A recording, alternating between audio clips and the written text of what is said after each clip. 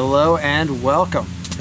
It was 5 years ago to the day that I started skating again as an adult, and this was the board that I rode.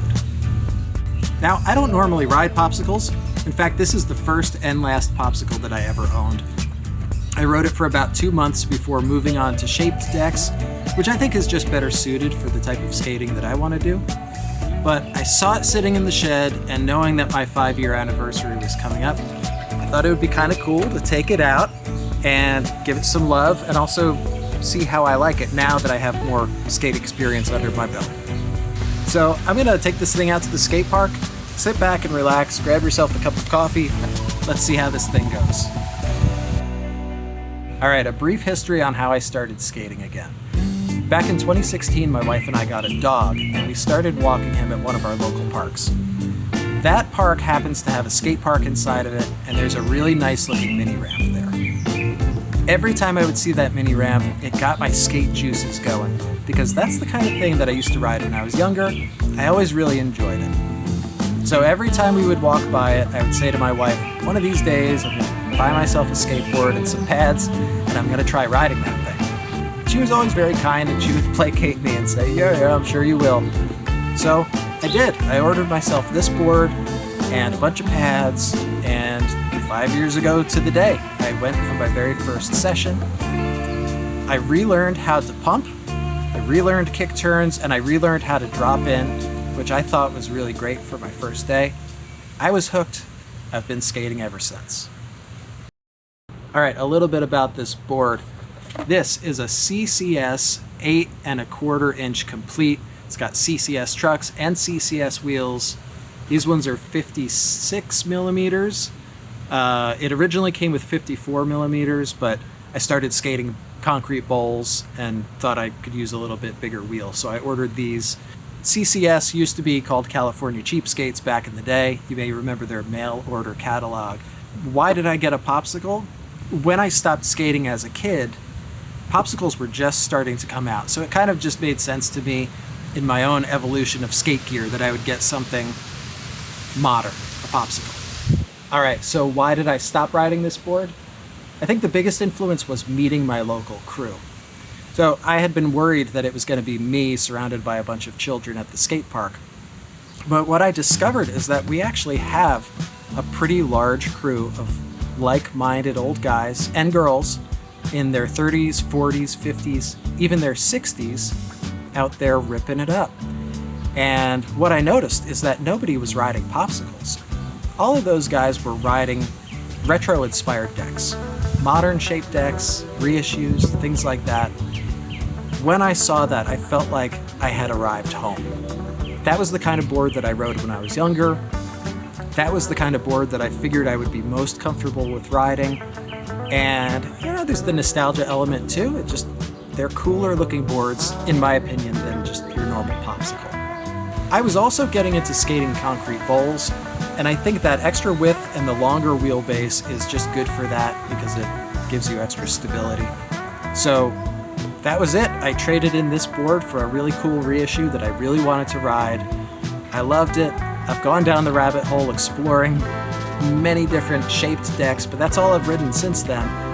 I've never come back to a Popsicle until today. I'm gonna take it out for a spin, see how it goes. Check it out.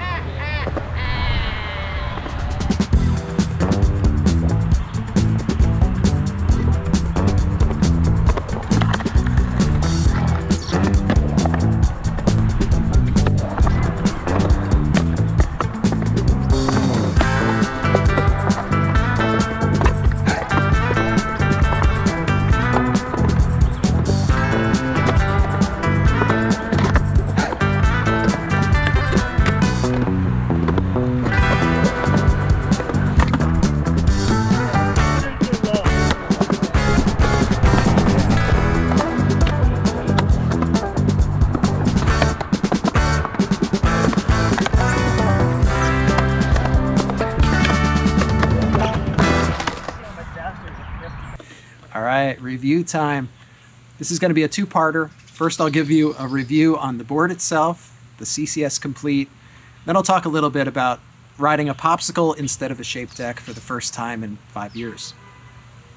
All right, the CCS Complete, how was it? Usually when I hear the word complete, I think about a board that's a little lesser quality, but I don't think that's really the case with this. In fact, everything was pretty nice. The deck felt like good quality. The trucks turned well. They were responsive. The wheels were fine. They're a little different shape than I usually ride. I usually ride something more like a conical or a conical full, but I didn't notice anything negative in that sense. I did ride this in my local ditch. I knew 101A was probably way too hard for that rough concrete, but I just wanted to give it a try. And sure enough, it was a little bit sluggish just because the ground was so rough. So I'd say if you're going to skate something like that, maybe upgrade the wheels to something better, something a little bit softer maybe. Overall though, I had a lot of fun on it. I think it's a pretty good board. So who is this board good for? I think if you are getting back into skateboarding and you just want to try it out without spending a ton of money on gear, I think it's a pretty good option. Or if you're on a budget, you just don't want to spend a lot of money on skate gear, you could pick up something like this, and it was actually pretty good. And that's coming from somebody who's a little bit of a gear snob. You know, I like the finer things in skateboarding. Ace trucks, Indy trucks, Spitfire wheels, but it was a good board. It rode well, and I had fun on it. All right, the elephant in the room. I'm a shaped deck guy, so how did I like riding a Popsicle? I have to admit, it was actually really nice. There's probably a reason that Popsicles exist, because they just work well and they're functional. So let me tell you about what I liked about it. I haven't really prepared anything, so I'm just going to talk. First of all, I'm not a street guy, so I didn't use this to do any flip tricks or shove-its or anything like that. I was just riding transition. I really enjoyed it on mini ramps. What I liked is that it felt really light, not only in terms of the weight, but the maneuverability. It was very nimble, and I was able to do the tricks that I wanted to do without having it feel sluggish. And I think that sometimes shaped decks can feel kind of sluggish. That also could be due to the shorter wheelbase, so that's just going to make it a more maneuverable board. Another thing is that this board is 8 1/4 inches wide, but it didn't feel particularly narrow, which is weird because it's the narrowest board that I own. I think that's because I've ridden some eggs around the 9-inch range that have a pretty pulled in, like pinched nose and tail outline.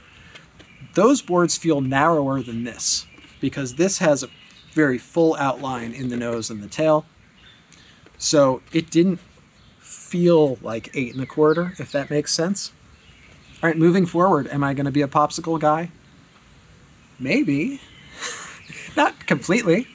If I were setting up a new mini ramp setup, I would absolutely consider a Popsicle.